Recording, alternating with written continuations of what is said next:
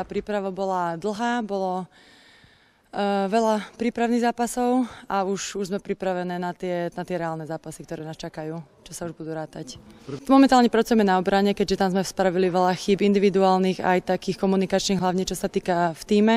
Takže pracujeme na tom celý týždeň a myslím, že nás sa budeme fokusovať aj v sobotu. Hlavne tieto tréningy po útočnom hľadisku nám pomáhajú v tom, že sa hľadáme, vieme kde hľadať a ešte to potrvá chvíľku, ale myslím si, že tá cesta je dobre nastavená. Ako bolo na začiatku povedané, tak ideme si po ten titul, ktorý je momentálne ale strašne ďaleko, aj tá cesta je k nemu dlhá, tak myslím si, že zrovna v sobotu musíme vykročiť to správnou nohou k nemu.